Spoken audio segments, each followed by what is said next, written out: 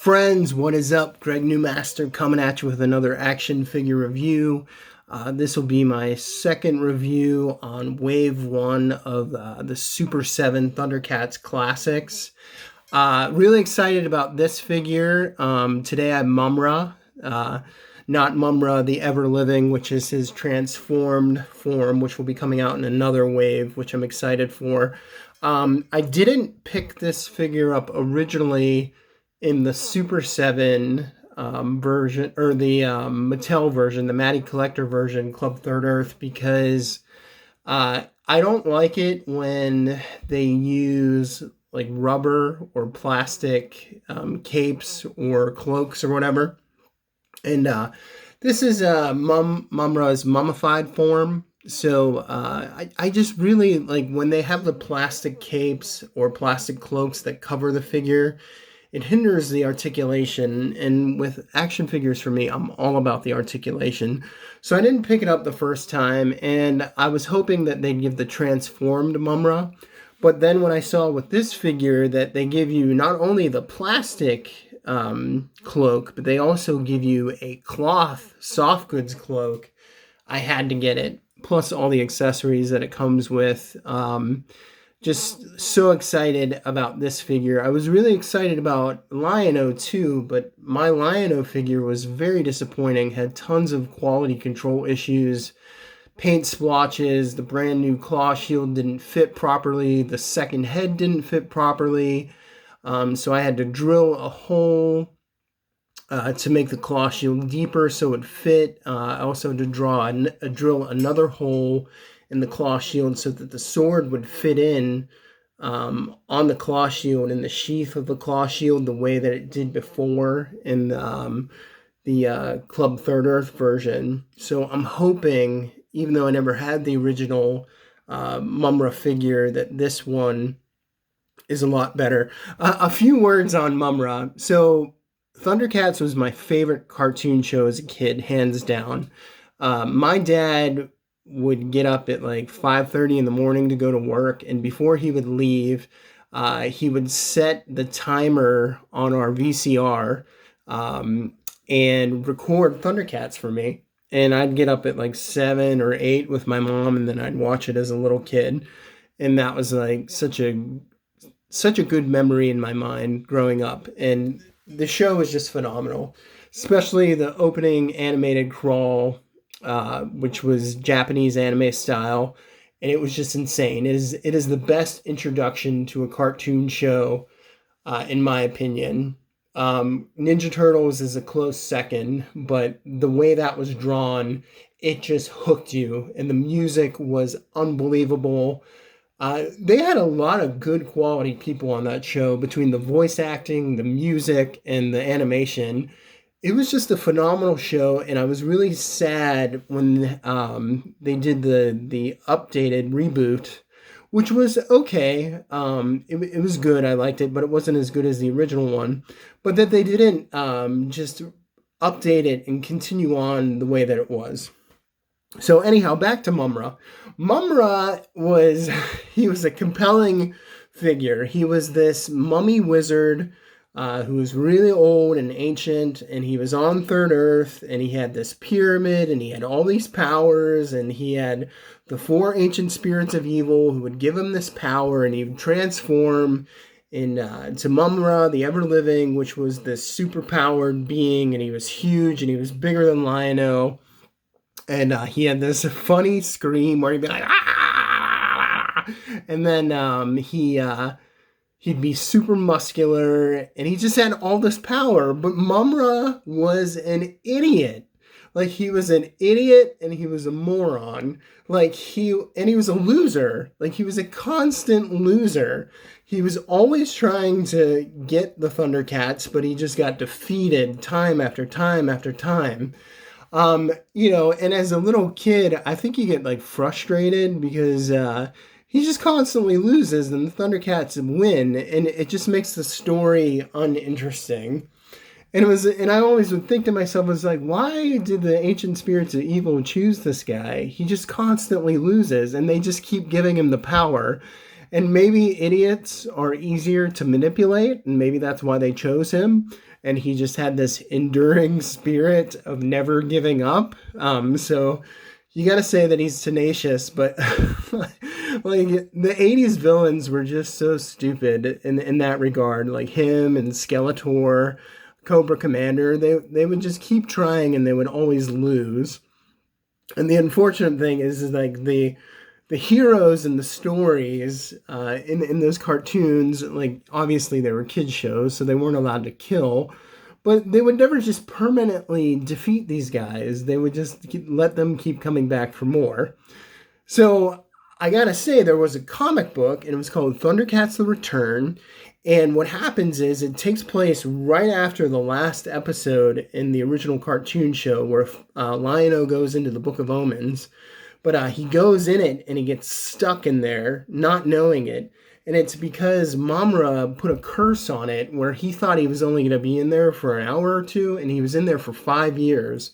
And in those 5 years, Mumm-Ra mounted an attack with the mutants, and he enslaved all of Thundera and New Thundera, and he took over, and it was such a compelling story, and it was just like X-Men's Age of Apocalypse. I would say it was riffing off of that, but it was such a great story, and I would love to see something like that animated. But anyhow, back to Mumm-Ra. So let's get a look at Mumm-Ra in his mummied form, Super 7. Really excited about this figure. So that's the slipcover it comes in. Looks like that, just so you guys have a look. Purchased this for $40 from Super 7 a few years ago. Or maybe it's like $45. So there's the original Thundercats logo. Instead of the Thundercat symbol, you get the Mumm-Ra symbol, which Mumm-Ra the Ever-Living has on his chest. It says Mumm-Ra Super 7. That's what it looks like on the top. Just so you guys get a look. Here's the slipcover coming off. And ooh, that looks good. So I'm hoping I don't have any quality control issues with this figure the way I did with my Lion-O. So there's the back again. That's the original image. The writing says Mumm-Ra is the Thundercats' evil adversary. There should be quotations of like idiot next to that. Mummified and otherwise weak, he is energized and made immortal as a servant to the spirits of evil who grant him magical and transformative powers to carry out their wicked bidding. But he always fails. There he is, Mumm-Ra the Ever-Living, transformed right there. Great image.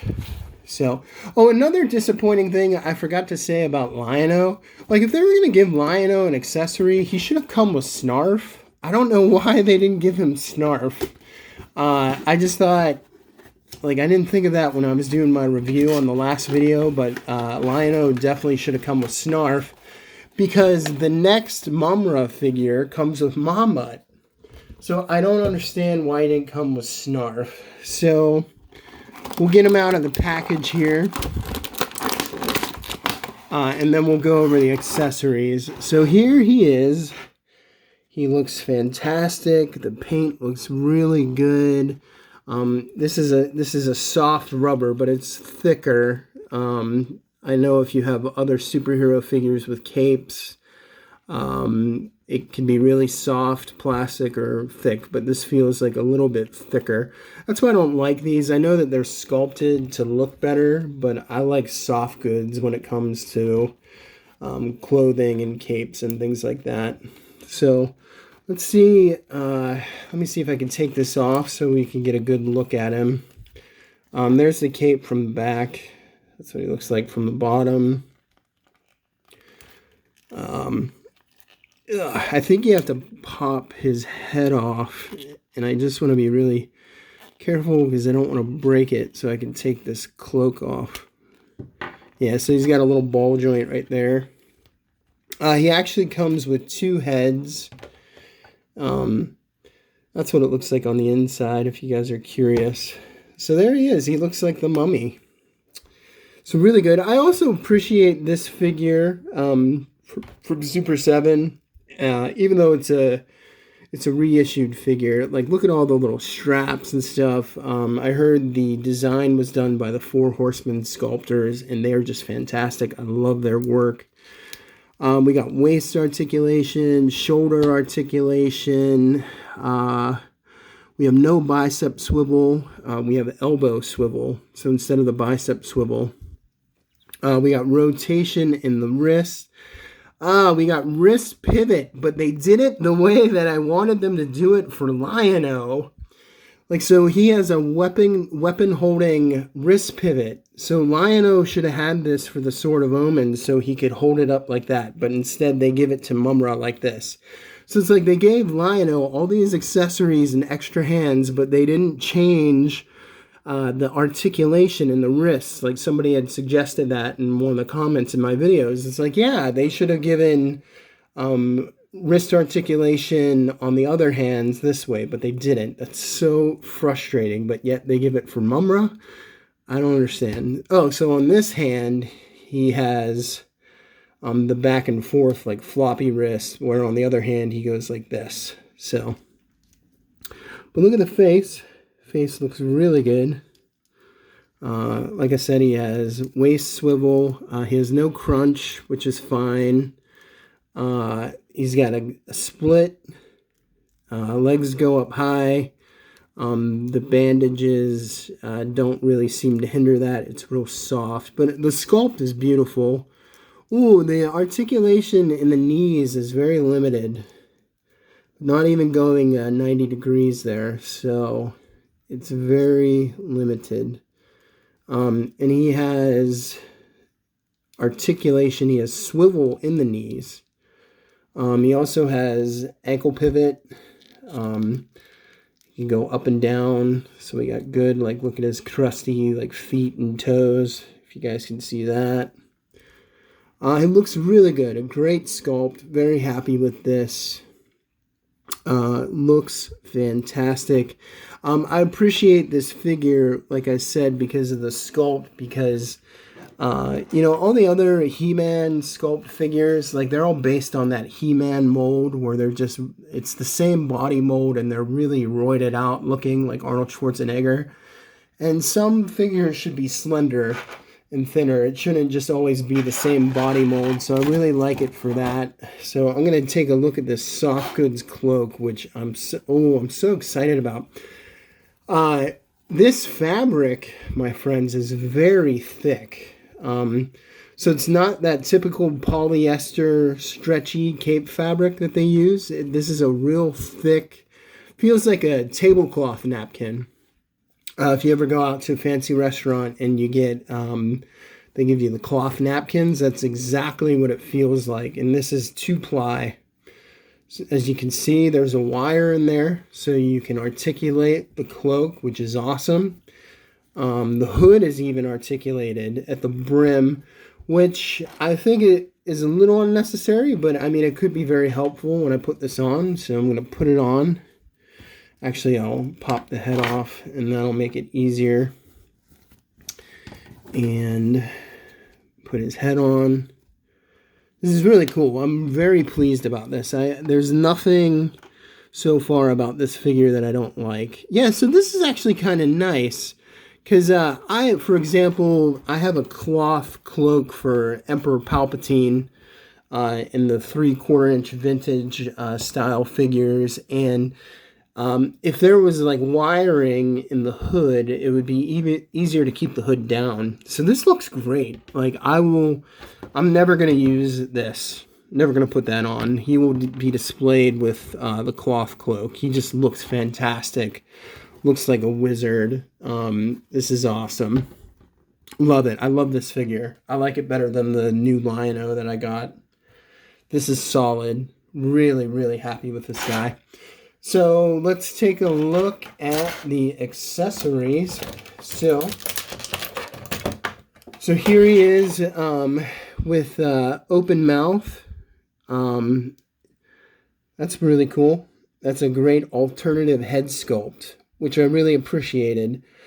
See how his mouth is open like that? Like he's talking? I wish Lion-O's additional head sculpt would have been like that instead of the gritted teeth.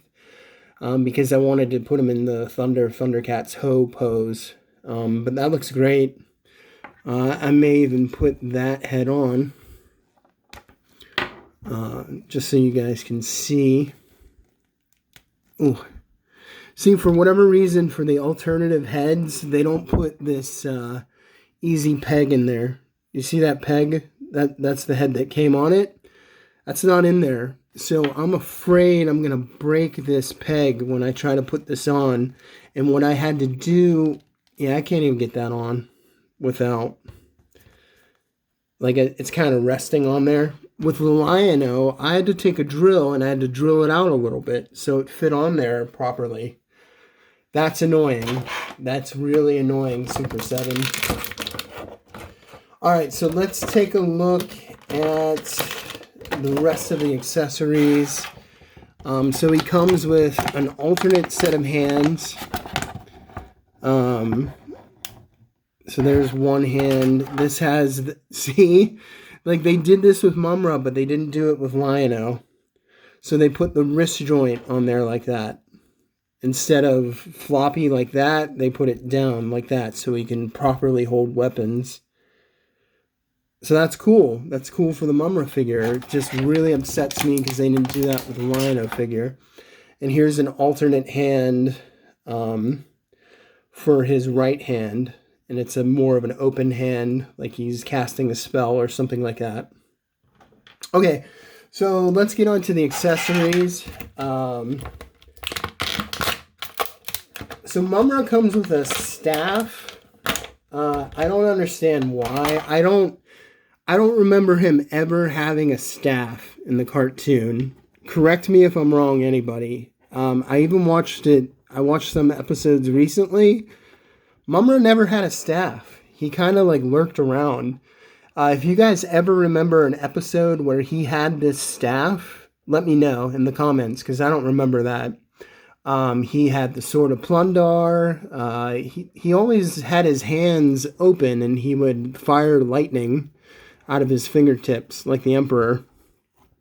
But I know this staff came with the mail-away figure because I had that figure. But he just didn't have it, so I don't understand it. So I know this was on the show. It's an urn. I think it has Thundranium in it. Thundranium was the source of the Thundercats' power for their technology. It was their fuel. It was unstable and radioactive. I forget. This plot comes up a lot in the first few episodes, but I forget about this urn specifically. So he comes with that. That's pretty cool. He comes with this medallion. Or this necklace. I don't know what this is. I forget. Like, there were so many episodes. Like, I don't remember this necklace. And there was just constantly new plots of things Mumm-Ra did. There looks like there's a painted... You guys see that painted logo on it? I'm trying to put the light in there. Yeah, so there's somewhat of a... It's not a logo. I think it's just supposed to create like a gem effect of shading, but he comes with that necklace. That's nice. Comes with the hilt of the Sword of Plundar, which sort of becomes his weapon. He got it from, I think the guy's name was Ratilla. He was one of the mutants, and it was a double-bladed sword. Here's the newer, from the new series. This is what the Sword of Plundar looks like in the newer series. Which I thought was pretty cool, but the full spread out Sword of Plundar will come with the next Mumm-Ra figure. But that's pretty cool. I'm glad to have it. And finally, you get a brown Book of Omens, which I don't understand. I'm glad to have it, but it just seems like an unnecessary accessory. Here's the Book of Omens that comes with Lion-O, and here's the Book of Omens that comes with Mumm-Ra. So I guess it changes colors when Mumm-Ra has it, because it turns evil or whatever. So there he is, guys. Mumm-Ra, love this figure. I highly recommend getting it, especially for the soft goods cloak. It's a good price. If you missed out on it the first time, I highly recommend it. Here he is with the Bandai. This is the only other Mumm-Ra I have right now. So this is him compared to the Bandai version, which is a pretty cool figure. I really like it because it's very articulated. Even has the double jointed knees. I really did like the new series. They gave up after one season, which was a huge bummer. I guess there wasn't enough fandom for it, which is really disappointing. If they do another series and not the stupid Thundercats Roar thing that they did, which I hate, I hope they just reboot the series and start right where they left off, which is what they're going to do with He-Man on Netflix, which I'm really excited for. Here he is with the new Lion-O, which I had to repair and alter. So just so you guys can see, so here he is. Lion-O towers over him. Hold on. I don't want him to fall. Yeah, he kind of has a really spread eagle leg pose. Don't know why. So he kind of loses some height there because he's in a real wide stance. But Lion-O towers over him. Real quick to see what I did with Lion-O. So this claw shield came down about this far. Had to drill a hole in here to make it deeper, so it goes deeper now. So when I put it on, it doesn't hang so far off of his wrist. Also, I had to take a drill and I had to hollow this out a little bit on the inside so I could put this head on the peg without snapping it. I'm going to have to do that for the alternate head with Mumm-Ra as well. And finally, what I had to do on this Lion-O, I don't know if you guys can see this, but I had to drill a hole inside of there. Can you guys see that? So there's a hole that I drilled right on top of this peg here. And now, because that hole is there, I can sheave, sorry, lost a little light there. So I can put the Sword of Omens in this hole and sheathe it in the claw shield like it's supposed to go in there. I'm just having a little trouble right now. Something in there. Hold on, let me put it on Lion-O and then I can show you guys. Because it's supposed to go in there just like that. So I had to drill a hole so the short sword could go in just like that. So just to give you an idea of some of the quality control figures. However, I highly recommend getting this Mumm-Ra. If you missed out on the Lion-O, I would get that too. But if you can find a good Matty collector version online on eBay, I would get that instead. But this Mumm-Ra is far superior, especially for the accessories and the cloth cape. If you guys like the video, please like and subscribe. God bless you all. Peace.